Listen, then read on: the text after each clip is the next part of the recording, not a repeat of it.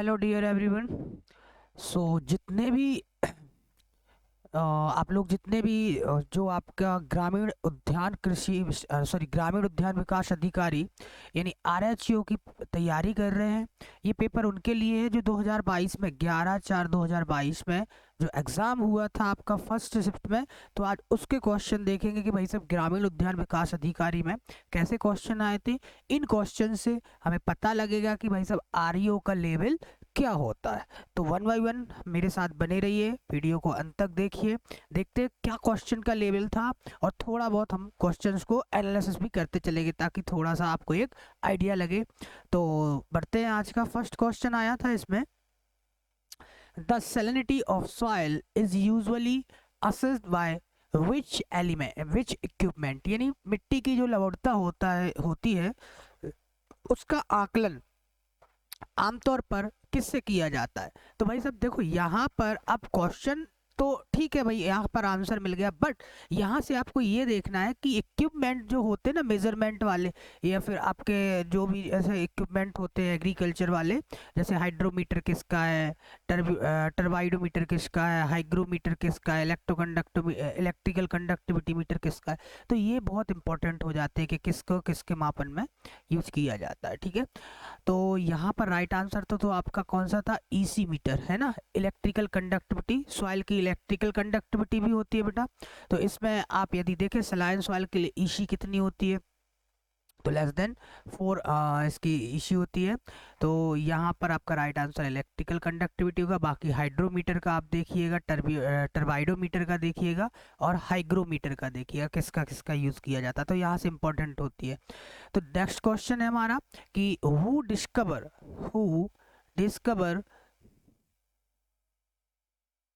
एक minute, who discovered the method of preservation through Canning, यानी जो डिब्बाबंदी के द्वारा परिरक्षण की विधि को किसने डिस्कवर किया। तो राइट आंसर है हमारा निकोलस अपर्ट। तो जितने भी आपकी प्रिजर्वेशन मेथड्स है उनसे क्वेश्चन आते हैं और वो किसने आपका डेवलप किया, यहाँ से भी क्वेश्चन आ सकते हैं। इस क्वेश्चन से हमें ये अनुमान लगता है, इसलिए इस टाइप के क्वेश्चन को हमें बिल्कुल भी स्किप नहीं करना है। First bio insecticides develop on commercial scale and the trade name is given to the commercial product made from Bacillus thuringiensis watch. यानी इन्होंने क्वेश्चन में पूछा है कि वाणिज्यिक पैमाने पर विकसित पहला जैव कीटनाशक जो कॉमर्शियल लेवल पर डेवलप किया गया था आपका बैसिलस थ्यूरिजिनेसिस है ना। तो ये क्या था आपका, कौन सा था जो वाणिज्यिक पैमाने पर पहला जैव कीटनाशक विकसित किया गया था, उसका नाम पूछा है ना। तो इसमें कोनेन पूछा है, स्पोरीन और डीडीटी और मेलाथियन। तो आपका राइट आंसर क्या है, स्पोरीन पहला जैविक कीटनाशक था। चलिए next question, which country has the highest live stock population. कितना इजी क्वेश्चन है। तो इसमें बच्चे ने गलत आंसर लगाया, चाइना लगाया, बट ये है सबसे ज़्यादा इंडिया में, क्योंकि हमारे इंडिया में सबसे ज़्यादा पशुधन है। किस देश में सबसे अधिक पशुधन है, तो अमेरिका में तो हो ही नहीं सकता, ब्राज़ील में तो भैंसे हैं भाई, इंडिया में गाय भैंसे दोनों अच्छी खासी हैं। A perfectly competitive market is where there are, यानी एक पूरी तरह से प्रतिस्पर्धी बाजार वह है जहां क्या होता है, आपके लेस सेलर मैनी बायर, यानी कम विक्रेता कई खरीदार होते हैं, या मैनी सेलर लेस बायर, कई विक्रेता कम खरीदार हों, ये लेस बायर एंड सेलर कम खरीदार और विक्रेता। तो देखो यहाँ ऑप्शन से ही पता लगता है कि प्रतिस्पर्धी यानी कॉम्पिटिटिव मार्केटिंग, मतलब जहां पर आपके मैनी बायर यानी बहुत कई खरीदार और विक्रेता हो, वहां पर आपका परफेक्ट कंपटीशन लगेगा, है ना। तो आप देखिए इकोनॉमिक्स से भी क्वेश्चन आते हैं, एग्रीकल्चर इकोनॉमिक्स, तो ये वाला पार्ट भी हमें कंप्लीट करना पड़ेगा इस एग्जाम के लिए। आईपीएम स्टैंड फॉर, है ना, आईपीएम का मतलब क्या है भाई, इंटरनेशनल प्लांट मैनेजमेंट या इंटीग्रेटेड प्लांट मैनेजमेंट या इंटरनेशनल पॉपुलेशन मैनेजमेंट? तो इसका राइट आंसर क्या है, हमने पढ़ा होगा इंटीग्रेटेड पेस्ट मैनेजमेंट। तो इसको देखो आईपीएम का यहाँ पर फुल फॉर्म पूछा है, बट आईपीएम के बारे में बहुत सारे क्वेश्चन भी आ सकते हैं। तो आईपीएम का पूरा कंप्लीटली इंटीग्रेटेड पेस्ट मैनेजमेंट कैसे किया जाता है, इसमें देखो आपका बायोलॉजिकल कंट्रोल भी आ जाएगा, क्या आ जाएगा आपका जैविक जैविक कंट्रोल भी आ जाएगा, इसके बाद आपका केमिकल कंट्रोल भी आ जाएगा, है ना, और आपका कल्चरल मेथड्स भी आ जाएंगी, है ना, मतलब आपका जो कल्चरल मतलब जो होती है वो भी आपकी इसमें आ जाएंगी। तो इन सबको मिला दोगे तो इंटीग्रेशन हो जाएगा, इसी को बोल देंगे हम इंटीग्रेटेड पेस्ट मैनेजमेंट। चलिए नेक्स्ट क्वेश्चन है हमारा question number 7। Forest can prevent soil halogen bye binding soil particles in their. One अपने खालिस्तान में मिट्टी के कणों को बांधकर जो मृदा का कटाव होता है उसे रोकते हैं। थिक स्टेम में, क्या मोटे तने में? अरे यार हो ही नहीं सकता, तो जड़ों में बांध के, बिल्कुल राइट आंसर है जड़ों में। यानी जो प्लांट्स की रूट्स होती है, जो जड़ें होती हैं, उनमें क्या करते हैं, ये मिट्टी को बांध लेते हैं और क्या करते हैं, मिट्टी के क्षरण को रोकते हैं, कहीं जाने नहीं देते, उनको जकड़ के रखते हैं। जैसे आपने घास देखा होगा, और जितने भी आपके लेग्यूमिनेसी प्लांट होते हैं उनमें रूट नोडल्स होती हैं, तो वो काफ़ी हेल्पफुल करते हैं। इसके बाद देखो, due to heavy rainfall rain water does not soak into the ground but run into stream and river it is called. देखो भारी वर्षा के कारण वर्षा का जल भूमि में नहीं सोख पाता, ठीक है, भूमि नहीं सोख पाती है, और क्या होता है, वो जो पानी होता है वो किस पर बहने लगता है, स्ट्रीम एंड रिवर में चला जाता है, उसको क्या बोलते हैं? तो ground water, rock water, underground water, या फिर सरफेस वाटर। तो सतही जल, क्योंकि जितना मृदा को लेना था उतना ले लिया, है ना। अब जो पानी एक्सेस बचा है वो सरफेस पर मूव करेगा, यानी सतह पर मूव करेगा, रन करेगा, और धीरे धीरे वो सतह से मूव करते हुए कहाँ चला जाएगा, इसमें वही बोला है, वो कहाँ बहने लगेगा, आपका रिवर्स में, नदियों में चला जाएगा और वहां पर बहने लगेगा। तो उसको हम क्या बोलते हैं, सतही जल यानी सरफेस वाटर। नेक्स्ट क्या है हमारा, Bailey Colombian is a dwarfing root stockage. एक बोना रूट स्टॉक जो है बेलिया कोलम्बन, है ना, कोलम्बन है, जो एक बोना रूट स्टॉक है, वो किसका है? तो वो कैसा है, ये पूछा है, ठीक है। तो ऑक्टाप्लाइड है, डिप्लाइड है, टेट्राप्लाइड है या हेक्साप्लाइड है? तो राइट आंसर क्या है इसका, ऑक्टाप्लाइड। तो देखिए रूट स्टॉक से भी आ जाता है, आप आपसे पूछ ले कि एप्पल का रूट स्टॉक क्या होता है। तो यहाँ पे बहुत सारी चीजें हैं, क्योंकि हॉर्टिकल्चर का पेपर तो ऐसे ही क्वेश्चन देखने को मिलेंगे आपको, तो इसलिए इस टाइप के क्वेश्चन को स्किप नहीं करना है, आपको ये डेटा उठा के पढ़ना है। रूट स्टॉक जितने भी इंपॉर्टेंट प्लांट्स के रूट स्टॉक हैं, जैसे एप्पल का है, मैंगो का है, तो इनको आप पढ़ लेना। जैसे इसका आपका नींबू बरगी का भी आ जाता है। Which is the largest maize, next question है हमारा, which is the largest maize producing Indian state as per 2013-14 record. यानी 2013-14 के रिकॉर्ड के अनुसार भारत का सबसे अधिक मेज प्रोड्यूसिंग स्टेट इंडिया में कौन सा है? तो मक्का उगाने वाला सर्वाधिक आपका राज्य है, वो है कर्नाटका। कौन सा है? कर्नाटका, ठीक है। चलिए, तो याद रखना कि इनसे भी क्वेश्चन आ जाते हैं, यहाँ से हमें आइडिया लगता है कि किस स्टेट में कौन से क्रॉप का प्रोडक्शन ज़्यादा होता है, ठीक है। तो यहाँ से आप इसको एक बार इस डेटा को पढ़ लीजिएगा। According to the project, next question है हमारा, according to the projected estimate contribution of livestock to the total agricultural output in India. एक अनुमान के अनुसार भारत के कुल कृषि उत्पादन में जो पशुधन यानी लाइव स्टॉक का जो परसेंटेज, शेयर परसेंटेज है, तो वो कितना है? 7%, 5%, 11% या 14%? तो वही सब इसमें क्या लिखा है, live stock the total agriculture out, जितना भी एग्रीकल्चर उत्पादन होता है उसमें आपका 14% जो कंट्रीब्यूशन करते हैं वो लाइव स्टॉक से होता है ना, पशुधन से होता है। यानी तो इस टाइप के भी क्वेश्चन आ जाते हैं। जैसे अभी आपसे क्वेश्चन पूछ ले कि भारत की जीडीपी में एग्रीकल्चर का कितना % शेयर है, ठीक है, तो यहाँ से भी क्वेश्चन आ सकते हैं। इसके बाद में आपका कोई भी क्वेश्चन पूछ ले कि भाई साहब ये जो एग्रीकल्चर जीडीपी में, जैसे इसमें पूछ लिया भाई उसमें कितना है पशुधन का योगदान, तो 14% है। और टोटल यदि इंडिया की जीडीपी में पूछे तो वहाँ से भी क्वेश्चन आ जाते हैं। तो एक बार इन क्वेश्चन को यहाँ से ये पूरा डेटा जो है इसको पूरा कवर करके जाना, क्योंकि कोई भरोसा नहीं है, यहाँ से क्वेश्चन आते ही हैं, क्योंकि डेटा है, फैक्ट है। नेक्स्ट क्वेश्चन है question number 12, which of the following union territories are included in the national horticulture mission, इनमें से कौन सा केंद्र शासित प्रदेश बागवानी राष्ट्रीय बागवानी मिशन के अंत इसमें मतलब इंक्लूडेड इन द नेशनल आता है, ठीक है। तो अंडमान निकोबार एवं द्वीप लक्षद्वीप समूह, या फिर अंडमान निकोबार एवं द्वीप Pondicherry, Andaman Nicobar island and Pondicherry, Andaman Nicobar island and Daman and Diu, और अंडमान निकोबार आइसलैंड पौंडीचेरी एंड लक्षद्वीप। तो ये सभी आपके किसके अंडर में आते हैं, नेशनल हॉर्टिकल्चर मिशन के में। अब देखिए ये जो इसकी मिशन चल रहे हैं, ठीक है, national horticulture mission, bovine mission, Gokul mission, बहुत सारे ऐसी स्कीम्स चल रही हैं। तो देखिए क्वेश्चन ये नहीं पूछा कि ये कब स्टार्ट हुआ, क्या मतलब होता है। अब देखिए आपको कितना डीप पढ़ना पड़ेगा इसमें आपसे पूछ लिया कि भाई साहब इनमें से कौन सी यूटी जो है ना, कौन सी यूटी यानी यूनियन टेरिटरीज इसके अंडर में आती हैं। तो देखो यहाँ से हमें आइडिया लगता है कि भाई साहब आप यदि कोई भी स्कीम या मिशन पढ़ रहे हो तो उसको कंप्लीट विथ डिटेल के साथ पढ़नी पड़ेगी, क्योंकि भरोसा नहीं है कहाँ से क्वेश्चन आ जाए, है ना। तो ये जितने भी इंपॉर्टेंट हॉर्टिकल्चर से रिलेटेड मिशन हैं उनको याद कर लेना, पढ़ लेना अच्छे से। तो नेक्स्ट क्वेश्चन है question number 13, thuricides is an toxin produced by the bacterium Bacillus thuringiensis and is used as, यानी थ्यूरोसाइड एक जीव विष है जो बैसिलस thuringiensis में होता है।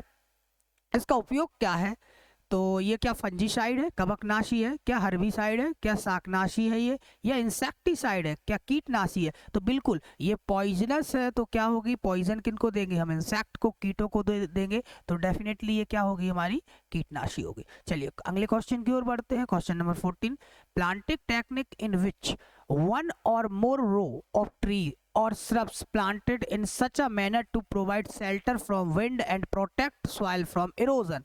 इसमें यही बोला है कि भाई साहब एक प्लांटिंग पौधरोपण की एक तकनीक होती है जिसमें एक से अधिक रो में ट्री और श्रब्स लगाते हैं, है ना, एक किस प्रॉपर एक वे में, एक डायरेक्शन में, जो क्या प्रोवाइड करते हैं, जो प्रोवाइड करते हैं शेल्टर, है ना, विंड से, और प्रोटेक्ट करते हैं सॉइल को इरोजन से। तो वो क्या कहलाते हैं, विंड सीटर कहलाते हैं, विंड चीटर, या विंडोज तो नहीं लगाएंगे भाई। तो देखो क्वेश्चन से ही एलिमिनेट कर सकते हो, क्या कहलाएंगे यहाँ पर, विंड ब्रेक, है ना। तो यहाँ पर रो आप किसका यूज कर रहे हो, आप इसमें ट्रीज का और श्रब्स का कर रहे हो, तो विंड ब्रेक होंगे। और यदि मान लो आप किसी भी ऑब्जेक्ट का यूज करते हो इसके साथ साथ, यदि मान लो पत्थर की दीवारें भी खड़ी कर देते हो, कुछ भी कर देते, तो वहां पर एक शेल्टर बेल्ट, तो दो तरीके के होते हैं। कई बार इसका डायरेक्शन भी पूछा जा सकता है कि भाई साहब इसका डायरेक्शन क्या होता है, तो नॉर्थ और इसका साउथ, है ना, साउथ वेस्ट इसका डायरेक्शन रखते हैं अधिकतर। तो जिस साइड से इसका नॉर्थ साउथ ही डायरेक्शन रखा जाता है, आई थिंक इसका नॉर्थ साउथ ही डायरेक्शन रखते हैं। तो जिस तरह जहाँ से ये हवा चलती है उसी डायरेक्शन में इसको रखते हैं, तो याद रखना ये इस टाइप के क्वेश्चन आ जाते हैं। चलिए बढ़ते हैं नेक्स्ट क्वेश्चन की ओर। हमारे next question is case study is, case study क्या है भाई, method of exploring analysing of life and social unit, यानी सामाजिक इकाई के जीवन का पता लगाना और उसे एनालाइज करना, ये क्या है, आपकी केस स्टडी है, बिल्कुल है। ये आपका इकोनॉमिक्स का क्वेश्चन है। इवोल्यूशन करना, problem solving, method of collecting data, तो इन सब का नहीं है। आपका राइट आंसर क्या होगा बेटा, methods of exploring and analysing of life of social unit. चलिए नेक्स्ट क्वेश्चन क्या है हमारा, the biological control of agricultural paste is dash because it is a part of ecosystem and is self-sustaining unlike the chemical control। तो कृषि कीट का जैविक नियंत्रण डैश है क्योंकि it is a part of ecosystem, यह हमारा इकोसिस्टम का पार्ट है, और यह सेल्फ सस्टेन यानी लंबा चलने वाला है, जब अपेक्षा किसके, केमिकल यानी रासायनिक नियंत्रण की अपेक्षा। तो ये कैसा है, the biological control of agriculture pest is dash because, ये कैसा, सेल्फ परपेचुएटिंग है, कैसा है, स्वास्थाई है, है ना, ये स्वयं से ही स्थायी है, इसलिए इसको एक लंबे सस्टेनेबिलिटी के साथ हम बोल सकते हैं कि एक बार यदि बायोलॉजिकल कंट्रोल कर दिया तो बहुत टाइम लगता है दूसरी बार कीट आने में। तो ये प्रदूषण पैदा करने वाला बिल्कुल भी नहीं होता, महंगा भी बिल्कुल नहीं होता, प्रकृति को असंतुलित करना बिल्कुल भी नहीं होता है। बायोलॉजिकल कंट्रोल आप चाहे कीट का करो चाहे बायोलॉजिकल कंट्रोल आप बीट का करो, बहुत ही इफेक्टिव होता है और इकोसिस्टम को बना के रखता है। चलिए नेक्स्ट क्वेश्चन है हमारा, a computer software system title field runner was developed to। Field runner नामक एक कंप्यूटर सॉफ्टवेयर सिस्टम जो बनाया था वो किसने डेवलप किया था, या फिर किसके लिए field runner was develop to, किसके लिए किया गया था। भाई कंप्यूटर एक सॉफ्टवेयर था, टाइटल था उसका फील्ड रनर, तो इसका काम क्या था, क्या analyse chlorophyll content in the infected plant, संक्रमित पौधों में क्लोरोफिल की मात्रा देखना, या फिर sampling plant for plant disease, रोगों के लिए पौधों का नमूना देना या लेना, या measuring photosynthesis rate of plants, या pattern of the flight of vector. तो राइट आंसर था हमारा पौधों में जो रोग हो जाते हैं उनके लिए नमूना लेने के लिए एक कंप्यूटर सिस्टम फील्ड रनर नाम से डेवलप किया था। चलिए नेक्स्ट क्वेश्चन क्या हमारा, first commercial inorganic pesticide was. तो पहला वाणिज्यिक अकार्बनिक कीटनाशक था बोडेक्स मिक्सचर या बोडो मिक्सचर, और डीडीटी, या फिर आपका सल्फर डस्ट। तो सबसे फर्स्ट जो आपका इनऑर्गेनिक था डीडीटी, क्या था, डीडीटी। चलिए नेक्स्ट क्वेश्चन है हमारा, national agricultural cooperative marketing federation of India limited has its headquarter at. भारतीय राष्ट्रीय कृषि सहकारी विपणन संघ लिमिटेड का हेडक्वार्टर पूछा गया कि भाई साहब कहाँ है। तो देखिए यहाँ से इंपॉर्टेंट हो जाते जितने भी इंपॉर्टेंट आपके अब क्या है, आपके जितने भी इंपॉर्टेंट इंस्टीट्यूशन हैं, आपकी गवर्नमेंट बॉडी हैं जो भी हैं, तो उनको इम्पोर्टेंट ये हो जाता है कि उनके हेडक्वार्टर कहाँ है, हेड भी पूछा जा सकता है, उनका स्टेब्लिश ईयर भी पूछा जा सकता है ना, वो कब विकसित हुए, बहुत सारी चीज़ें पूछी जा सकती। तो प्लीज़ एक बार इनको बेटा आप लोगों को याद करना है अच्छे से, क्योंकि यहाँ से क्वेश्चन आने की संभावना ज़्यादा होती है। तो राइट आंसर है हमारा न्यू दिल्ली। नेक्स्ट क्वेश्चन है question number 20, maximum permissible amount of sulphur dioxide in cordial. जो कार्डियल में सल्फर डाइऑक्साइड की जो आपकी मैक्सिमम अमाउंट होता है ना, मात्रा होती है, वो कितनी होती है, तो 350 ppm, 350 ppm। नेक्स्ट क्वेश्चन है, which first commercial pesticide was invented in one of the region of France in the late 19th century. तो पिछले साल बहुत सारे क्वेश्चन आपके हिस्ट्री से आए थे और पूरे केमिकली पेस्टिसाइड इंसेक्टिसाइड से रिलेटेड ही आए थे, तो याद रखना है यहाँ पे।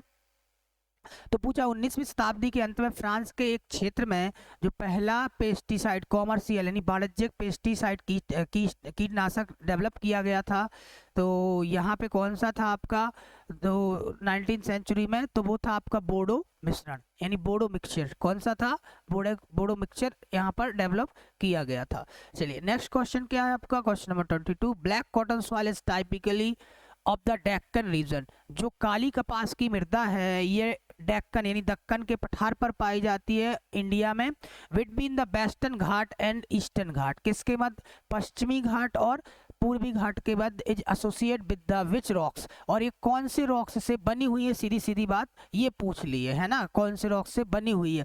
तो ये कौन से रॉक्स से इसका निर्माण हुआ था, वोल्केनिक रॉक्स से हुआ था, यानी ज्वालामुखी सेल से इसका निर्माण हुआ था, ज्वालामुखी का विस्फोट हुआ और वहां पर आपकी ब्लैक कॉटन सॉइल का निर्माण हुआ था। चलिए तो यहाँ पर देखिए sedimentary rocks, igneous rocks, metamorphic rocks, ये 3 प्रकार की रॉक्स होती है, और वोल्केनिक रॉक्स जिसका ज्वालामुखी विस्फोट के द्वारा निर्माण होता है, इग्निशियस रॉक्स भी होती है, ठंडी हो जाती हैं।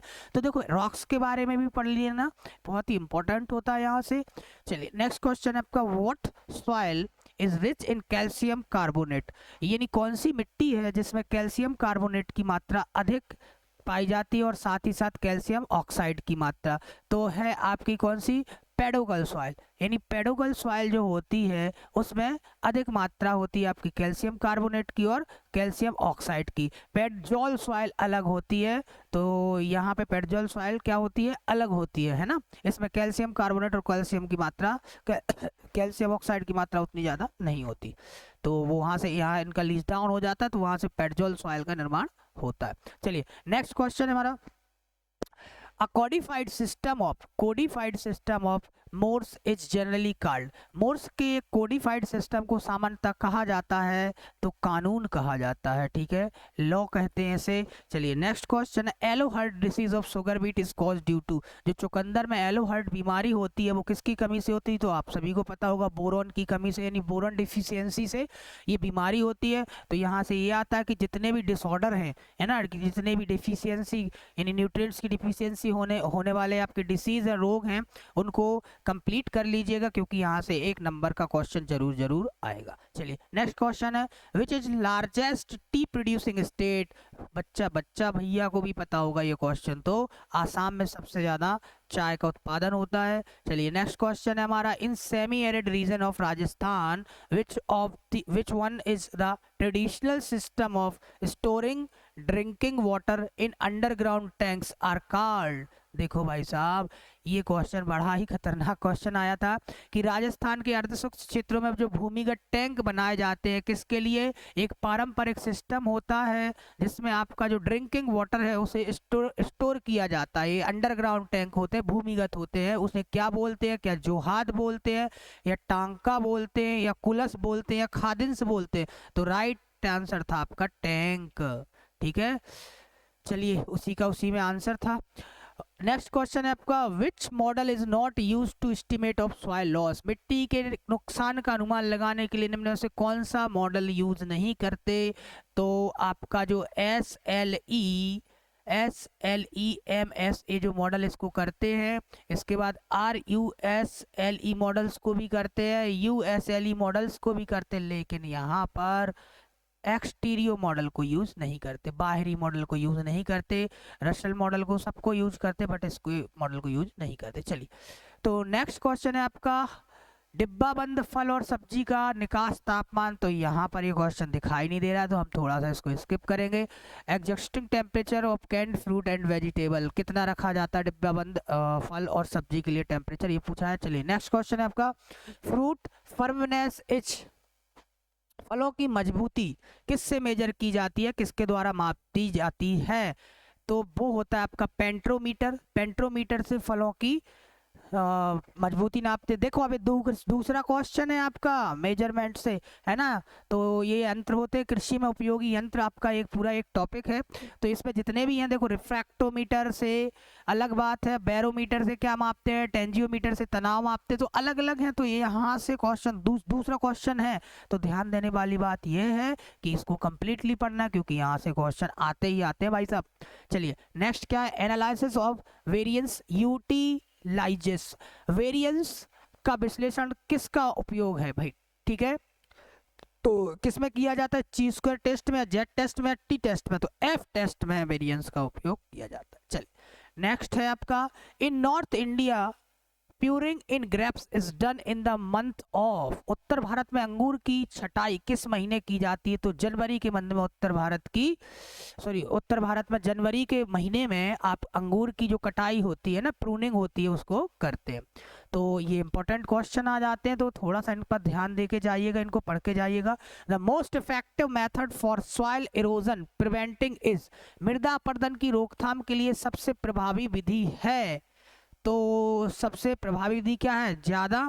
The most effective method for soil erosion preventing, देखिए अब हैवी रेन, अरे रेन से तो और ज्यादा आपका सॉइल इरोजन होगा भाई साहब, तो ये तो हो ही नहीं सकता। डिफॉरेस्टेशन नहीं भाई, ओवरग्रेजिंग नहीं, अधिक पशुओं को चराई करवा दो, पेड़ काट दो, तो क्या सॉइल नहीं रुकेगा बेटा। इंक्रीजिंग वेजिटेटिव कवर, आपको वानस्पतिक आवरण की मैं क्या करनी पड़ेगी, वृद्धि, ज्यादा से ज्यादा पेड़ लगाने हैं, ठीक है, तब जाके आपके मृदा का क्षरण रुकेगा।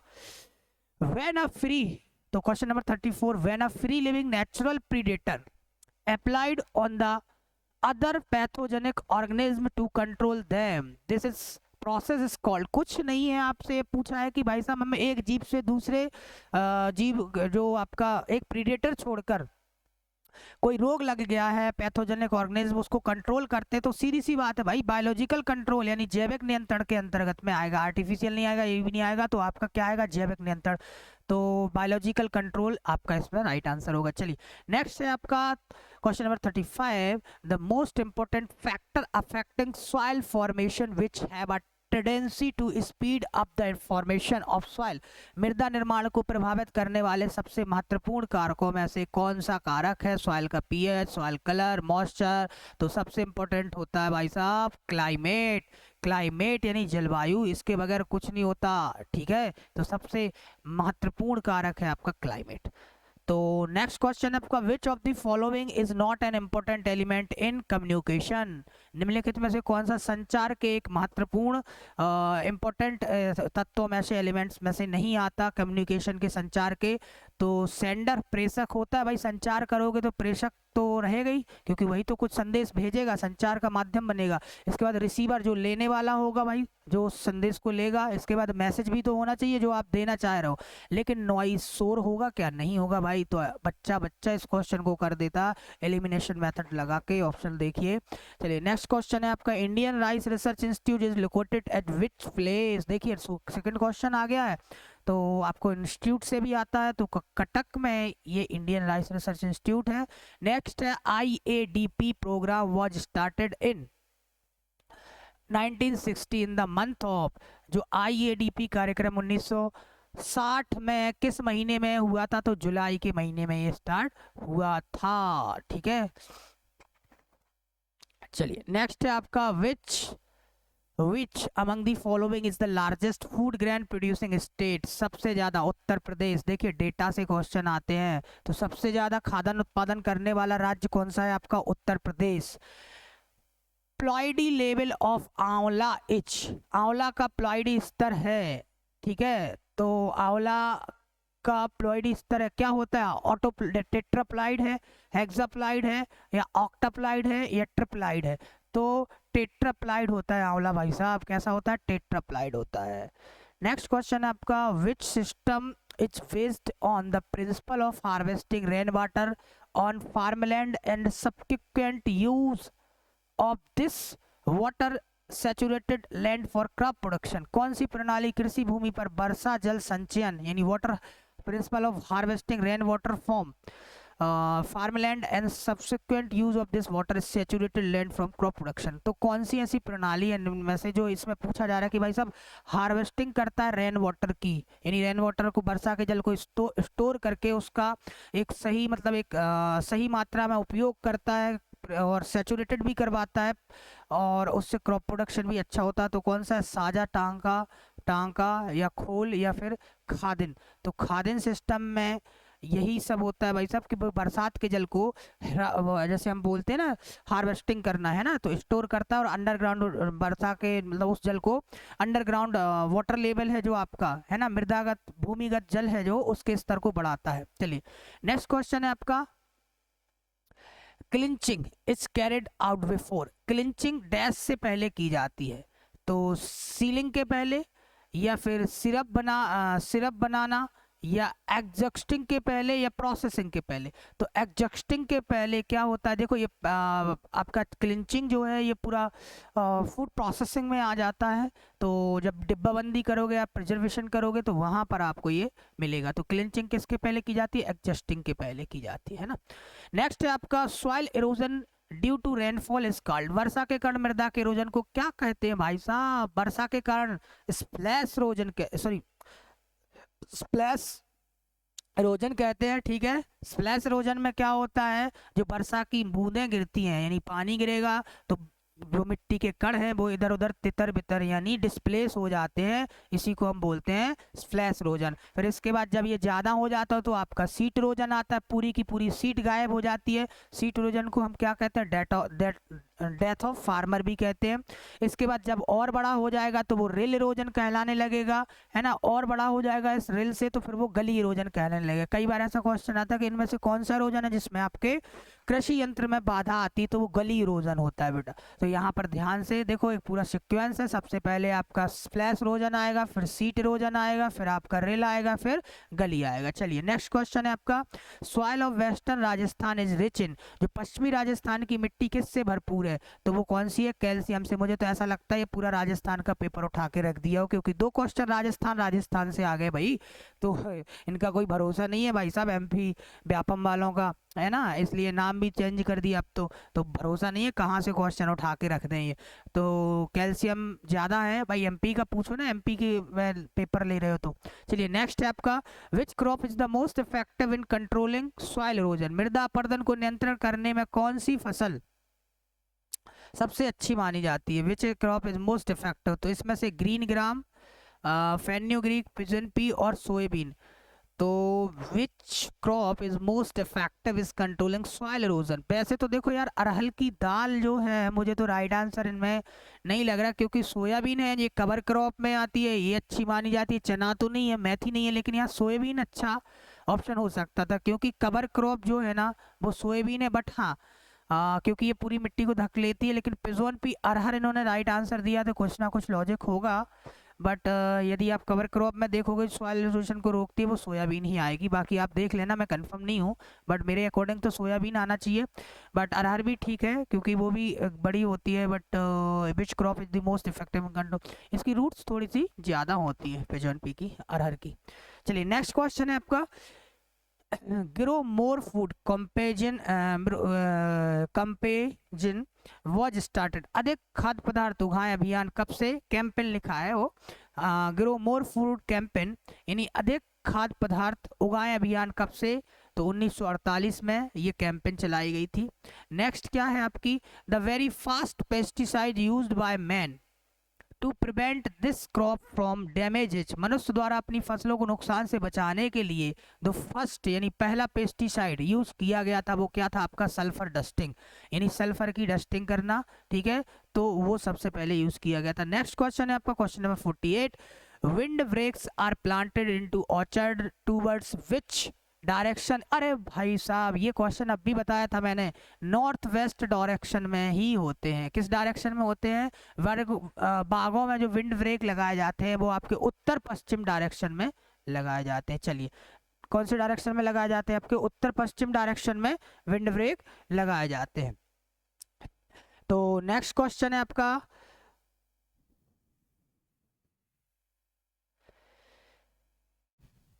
in 1981, question number 49, in 1981 which is the first bioherbicide developed in 1981 to deal with the मोरेनिया गंधक, है ना, odorata, that is the type of milkweed vines in field citrus plants, and since then it is used till today as a bioherbicide।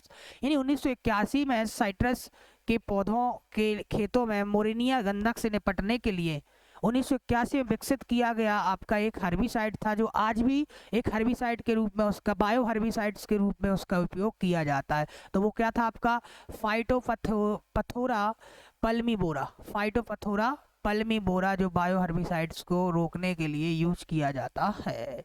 चलिए next है question number 50, who announce the introduction of national food security act, राष्ट्रीय खाद्य सुरक्षा अधिनियम की शुरुआत किसने की थी।